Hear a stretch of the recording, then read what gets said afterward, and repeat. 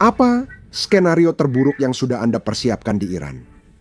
Ya, saya tidak tahu apakah ini skenario terburuk. Dari sudut pandang militer, kita sudah sangat unggul secara militer.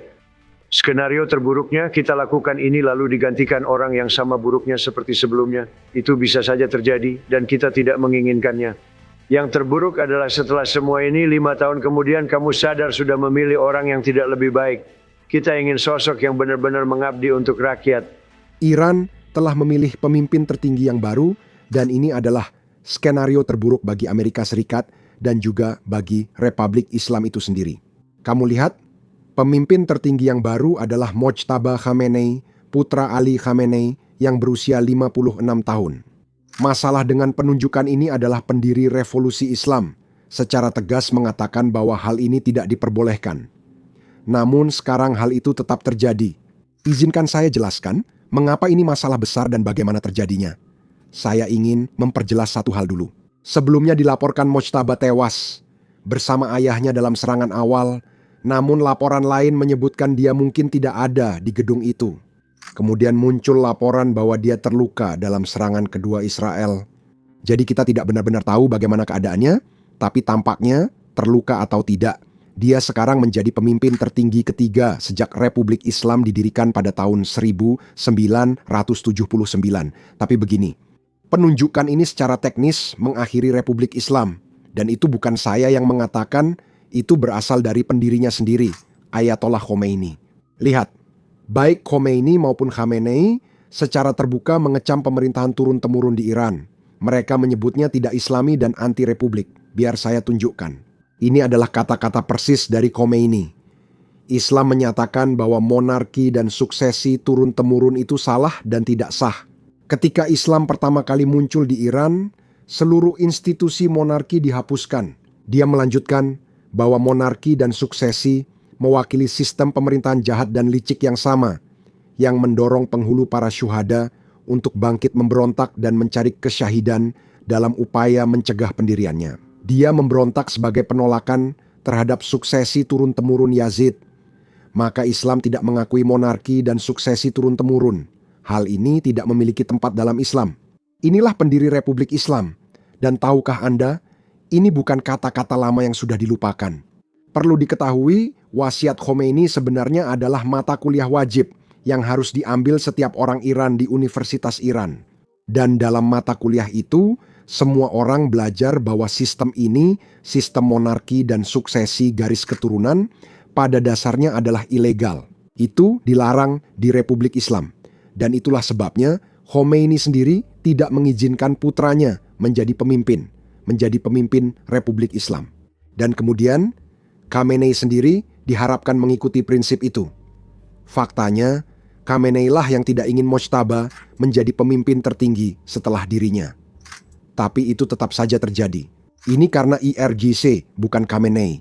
IRGC menang karena mereka ingin orang ini di posisi itu. Tapi apa akibatnya?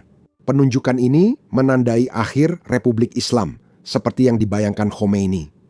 Kini, pada dasarnya, ini menjadi monarki seperti yang dulu digulingkan Republik Islam. Jadi pertanyaannya, kenapa IRGC mendorong orang ini? Kenapa mereka mendorong Mojtaba meskipun kedua pendiri menentang hal seperti ini? Karena dia adalah orang mereka selama bertahun-tahun. Mojtaba sudah bersekongkol dengan IRGC sejak dia mulai memiliki kekuasaan. Orang-orang yang mengendalikan militer revolusioner mempercayainya dan sekarang mereka telah menempatkannya di puncak. Dan ini akan berdampak besar pada apa yang terjadi dalam perang ini, apa yang terjadi pada Iran dalam jangka panjang, dan apa yang terjadi pada hubungan antara Iran dan Amerika Serikat. Sebelum membahas itu, mari kita lihat reaksi rakyat Iran terhadap keputusan ini, termasuk tanggapan pendukung rezim dan warga Iran lainnya. Pertama, kita lihat para pendukung rezim. Di cuplikan ini, Anda bisa melihat mereka berkumpul di suatu tempat untuk mendengarkan berita yang sedang disiarkan di TV pemerintah Iran. Saat pengumuman disampaikan, mereka langsung merayakannya dengan sukacita. Silakan dengarkan. Rahmat ilahi turun kepada kami di bawah langit.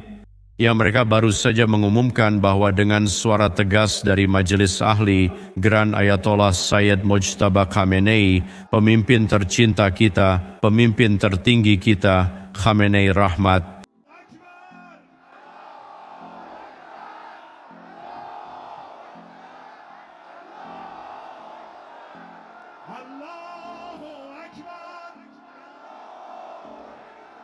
Seperti yang kalian tahu, CNN adalah satu-satunya media Amerika yang diizinkan melaporkan dari Iran dengan reporter di Teheran. Inilah laporannya dari lapangan. Silakan dengarkan. Fred, bagaimana pengumuman pemimpin tertinggi baru disampaikan? Apa yang kita ketahui tentang dirinya? Saya mengerti pengumuman itu sebenarnya sederhana di televisi pemerintah Iran. Itu adalah sebuah pernyataan yang dibacakan oleh majelis ahli, yaitu sebuah badan yang terdiri dari 88 ulama di sini di Iran. Majelis memilih pemimpin tertinggi baru, Ayatollah Sayyid Mojtaba Khamenei, yang merupakan putra kedua dari almarhum Ayatollah Ali Khamenei yang tewas dalam serangan udara sekitar seminggu lalu. Dan itu semua merupakan bagian dari liputan yang lebih luas yang sedang berlangsung di sini di TV pemerintah Iran, karena saat ini sedang berlangsung acara doa bersama. Tentu saja operasi tempur antara Iran dan Amerika Serikat serta Israel terus berlanjut pada malam hari. Dan doa bersama di seluruh negeri itu kemudian berubah menjadi kegembiraan dan perayaan saat pengumuman itu disampaikan. Itu adalah sesuatu yang sebenarnya masih berlangsung saat ini di TV pemerintah Iran. Ini benar-benar terjadi saat orang Iran mulai mengambil sikap berbeda terkait konfrontasi dengan Amerika Serikat. Sebenarnya cukup menarik selama akhir pekan ini, di mana pada awalnya Presiden negara ini meminta maaf kepada beberapa negara tetangga Iran atas beberapa serangan roket, atau lebih tepatnya serangan rudal yang telah terjadi di sana. Namun dalam 36 jam terakhir nada berubah ketika Kepala Dewan Keamanan Nasional tertinggi Iran menyatakan Iran tidak ingin gencatan senjata dengan AS dan Israel, serta ingin membalas pembunuhan Ayatollah Ali Khamenei. Malam ini Ketua Parlemen Iran juga menyampaikan hal yang sama terkait pemilu. Tentu saja, penting juga menunjukkan banyak penduduk Iran yang tidak mendukung rezim itu. Sekarang mereka makin terpinggirkan karena, seperti akan kita bahas, Mojtaba adalah figur sangat garis keras di rezim itu dan kini berada di puncak. Jadi banyak warga Iran yang meneriakkan matilah Mojtaba, matilah Mojtaba. Dengarkan di cuplikan ini.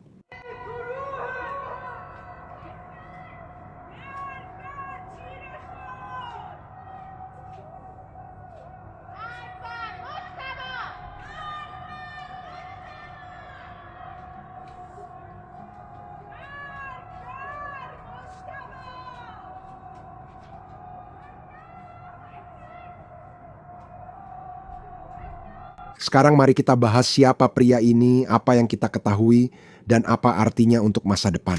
Sayangnya, kita tidak tahu banyak tentang dia. Mojtaba adalah salah satu tokoh paling misterius di rezim itu. Ia tidak pernah diwawancarai media pemerintah Iran dan hampir tidak ada rekaman videonya berbicara. Yang kita miliki hanyalah beberapa gambar yang bisa Anda lihat sekarang yang dirilis setelah pengumumannya. Dan kita juga memiliki beberapa rekaman lama. Dirinya hanya berjalan di pawai Garda Revolusi. Namun, itu tetap tidak memberi informasi. Akun pro-rezim menyebut masa lalunya, yaitu pernah ikut perang Iran-Irak sebagai sukarelawan di usia 17 tahun. Mereka bilang dia ke garis depan, tapi saya ragu dia benar-benar ke sana. Kalau iya, dia mungkin tidak selamat melihat cara Iran berperang. Selain itu, media Iran menyebut dia tak punya hubungan korup dengan Barat. Yang menarik dicantumkan dalam pengumuman. Dan alasan mereka melakukan ini adalah karena ada banyak laporan yang kredibel tentang dia memiliki properti senilai ratusan juta dolar di seluruh Barat. Jadi, mari kita lihat laporan-laporan tersebut. Jadi, ini adalah sebuah investigasi yang dilakukan oleh Bloomberg. Dan menurut investigasi tersebut, tampaknya Mojtaba memiliki sebuah apartemen di pusat kota London yang bernilai sekitar 50 juta pound atau sekitar 65 juta dolar. Dan dia juga memiliki beberapa properti mewah lainnya di seluruh Inggris di luar London. Total portofolio properti di Inggris miliknya sekitar 100 juta pound atau 140 juta dolar. Ini terjadi meskipun dia telah dikenai sanksi oleh Inggris dan Amerika Serikat sejak tahun 2019. Sekarang, karena sanksi tersebut, properti-properti ini tidak atas namanya secara langsung, tetapi dibeli melalui seorang pengusaha Iran bernama Ali Ansari, seorang pria yang dikenal sebagai kaki tangan bagi pejabat rezim yang ingin menghindari sanksi. Sayangnya bagi Mojtaba, sejak tahun lalu Ansari juga terkena sanksi sehingga banyak properti yang dibekukan. Akibatnya, tidak ada yang bisa menjual atau mengambil untung dari properti-properti itu. Tapi pertanyaan utamanya adalah, dari mana sebenarnya Mojtaba mendapatkan semua uang ini? Karena dia punya ratusan juta dolar, hanya di Inggris. Dia masih punya lebih banyak uang yang diinvestasikan di hotel-hotel dan aset-aset lain yang bisa kamu bayangkan di seluruh Eropa. Nah, disinilah kita melihat bagaimana Iran bekerja. Lihat, pemimpin tertinggi, posisi itu sendiri, mengendalikan Satat, yang merupakan kerajaan bisnis besar senilai sekitar 60 miliar dolar dalam bentuk aset. Itu seharusnya untuk rakyat Iran, namun faktanya semua dikendalikan oleh satu orang, yakni pemimpin tertinggi. Dan saya menduga sebagian keuntungan dari kerajaan bisnis itu mengalir ke Mojtaba yang telah, kamu tahu, menginvestasikannya di seluruh Eropa sambil terus mengecam Barat. Selain itu, tentu saja dia sangat dekat dengan para pemimpin IRGC, kamu tahu, orang-orang yang punya kekuasaan di dalam IRGC. Seperti yang kalian tahu dari video kami sebelumnya, IRGC mengendalikan minyak di Iran. Jadi semua penjualan yang dikenai sanksi yang kita lihat dilakukan Iran ke misalnya Tiongkok atau negara-negara lain yang bisa kalian pikirkan. Nah, IRGC mendapat keuntungan dari itu. Saya yakin Mojtaba yang dekat dengan IRGC juga mendapat keuntungan. Sekarang saya ingin memperjelas sesuatu. Dia korup dan dia berinvestasi di tempat-tempat mewah di Barat. Tapi itu tidak berarti dia pro-Barat. Dia sebenarnya adalah salah satu tokoh garis keras paling kejam yang pernah dilihat rezim ini. Informasi ini berasal dari mantan rekan kerjanya yang pernah diwawancarai dan membicarakannya, kadang hanya menyebut namanya. Dari situ, kita tahu bahwa dia sangat terkait dengan para jenderal dan perwira polisi yang melakukan kekerasan ekstrim selama pemberontakan 2009 ketika puluhan ribu orang Iran dibunuh. Persis seperti yang terjadi pada bulan Januari. Sekarang, setiap kali kita membicarakan protes di Iran dan penindasan yang dilakukan oleh rezim Islam, video-video kita selalu dibatasi. Kalau bisa, bantu kami dengan like dan subscribe di bawah.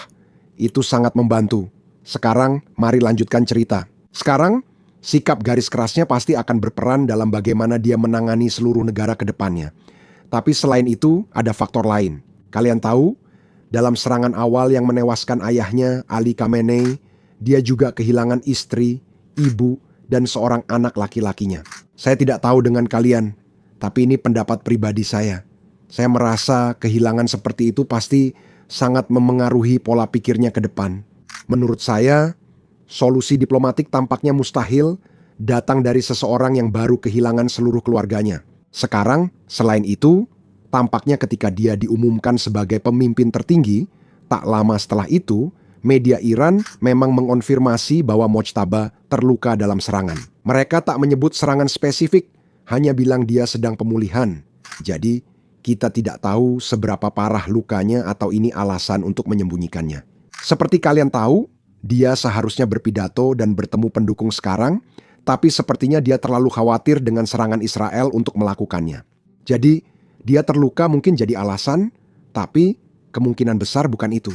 Kita juga tidak tahu kapan dia akan muncul di depan umum. Nah, disinilah penting untuk diingat bahwa Israel sudah menyatakan posisi mereka dengan jelas tentang semua ini. Israel secara terbuka mengatakan bahwa siapapun yang menjadi pemimpin tertinggi akan menjadi target berikutnya, target nomor 1. Bahkan berikut ini detail lebih lanjut tentang hal itu. Dengan ini mereka mengirimkan pesan yang sangat jelas bahwa mereka akan melanjutkan dari titik terakhir dan tidak akan ada perubahan. Bahkan justru kita tahu bahwa Mojtaba Khamenei sangat dekat dengan Garda Revolusi dan tampaknya saat ini Garda Revolusi yang mengambil keputusan terkait bagaimana mereka menjalankan perang ini. Ya, saya rasa itu benar sekali. Ya, maksud saya, Anda bisa membayangkan rezim saat ini berada di bawah tekanan yang luar biasa, dan saya pikir memilih putra Khamenei mungkin adalah pilihan termudah dan pilihan yang bisa disetujui oleh IRGC, Garda Revolusi. Seperti kata koresponden Anda, Israel menyatakan bahwa begitu seseorang diangkat jadi pemimpin tertinggi baru, mereka akan jadi target. Bahkan, dia mungkin sudah jadi target sebelumnya. Ya, dan kita bisa melihat betapa dalamnya rezim ini telah disusupi oleh Israel. Maksud saya, kita melihat begitu banyak tokoh kunci dalam rezim ini yang telah terbunuh hanya dalam minggu pertama. Ya, benar. Dinamika menarik yang saya bayangkan adalah jika Donald Trump memutuskan ingin mengakhiri perang, dia akan mencari cara berurusan dengan siapapun yang muncul sebagai pemimpin baru Iran. Dan dia harus memastikan pada saat itu bahwa Israel berhenti mencoba membunuh semua kandidat potensial. Israel secara terbuka mendukung perubahan rezim, kini Mojtaba jadi prioritas utama mereka. Karena kejadian ini, beberapa komedian Arab membuat video lucu tentang proses pemilihan pemimpin tertinggi Iran setelah peristiwa yang menimpa Ali Khamenei. Saya yakin kalian seperti saya tidak bisa berbahasa Arab, tapi percayalah, kalian akan mengerti video ini. Lihatlah. Selamat.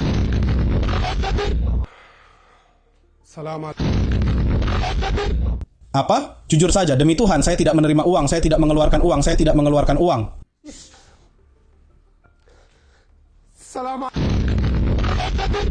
Mari kita bahas lagi pembunuhan oleh Israel, karena tampaknya mereka tidak akan berhenti.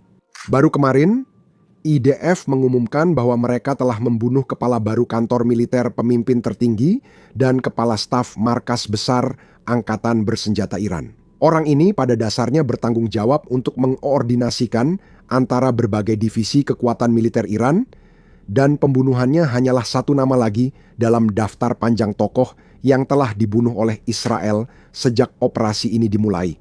Ini terjadi kemarin, dan ada serangan besar lainnya yang dilakukan Israel kemarin terhadap sayap militer Republik Islam.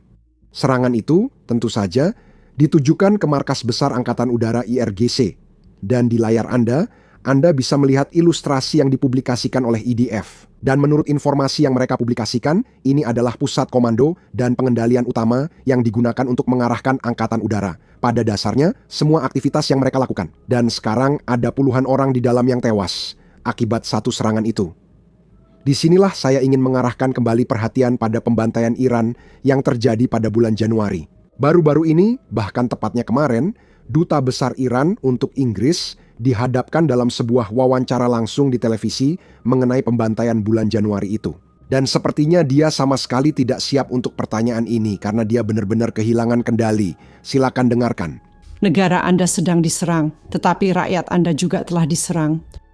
Sejak terakhir kali kita berbicara, pemerintah Anda telah membunuh ribuan rakyatnya sendiri di jalanan yang memiliki keberanian untuk bangkit dan memprotes penderitaan yang mereka alami di tangan rezim. Ribuan orang telah dibunuh. Bagaimana Anda membenarkan itu, Duta Besar? Pihak Iran memiliki masalah mereka sendiri akibat sanksi ekonomi terhadap kami. Dan rakyat Iran sayangnya juga memiliki masalah mereka sendiri dalam hal ini. Tapi saya benar-benar percaya, ya, sekarang rakyat kami sedang berada dalam masa yang sangat menyakitkan dan sensitif. Tapi mereka mendukung pemerintah melawan para penjajah asing. Jika Anda masuk ke Iran, Anda bisa melihat satu solidaritas, satu kesatuan di antara rakyat. Duta Besar, kami ingin bisa melaporkan secara independen dari Iran untuk mengetahui apa yang terjadi. kenapa tidak? Namun kami telah melihat banyak hal terjadi. Baru pagi ini, saya melihat banyak gambar dan menonton beberapa video tentang apa yang terjadi pada para pengunjuk rasa di negara Anda pada bulan Januari. Saya melihat gambar dan video yang telah diverifikasi secara independen oleh rekan-rekan kami di BBC Verify yang menunjukkan kantong jenazah berserakan di halaman tempat pembunuhan, yaitu Pusat Medis Forensik Karazak di Iran. Saya melihat gambar anak muda, orang tua, remaja, orang-orang yang dibunuh oleh pemerintah Anda. Wajah yang dipukuli, tubuh berdarah, luka tembak. Bagaimana Anda bisa membenarkan itu dan berkata rakyat kami hanya punya sedikit keluhan? Pemerintah Anda membunuh ribuan rakyatnya sendiri dan dunia melihat itu. Nora, sekali lagi saya sarankan Anda untuk sangat waspada dan berhati-hati. Dan rekan-rekan kami telah memverifikasi gambar-gambar itu secara independen, Tuan Aramaik. Izinkan saya menyelesaikan. Jadi saya tidak ingin mengatakan bahwa kami tidak punya masalah. Tidak. Masalahnya memang ada masalah di negara kami. Tapi Anda lihat bagaimana cara menyelesaikan, bagaimana menangani masalah seperti ini sesuai dengan hukum dan peraturan Iran. Itu sangat penting. Dan yang lainnya adalah tanpa campur tangan negara asing terhadap Iran. Ini bukan soal campur tangan, tapi rakyat Anda turun ke jalan memprotes penderitaan mereka. Jika tak ada yang disembunyikan, kenapa matikan internet saat protes? Jika Anda tak menyembunyikan apapun, mengapa tak biarkan orang pulih secara bebas dan adil? Karena internet sekarang digunakan sebagai alat militer melawan keamanan Iran. Anda harus sangat berhati-hati terkait situasi dan kondisi di Iran. Rekan kami di BBC Verify telah memeriksa semua itu dengan sangat teliti, dan itulah sebabnya kami ingin menanyakannya kepada Anda.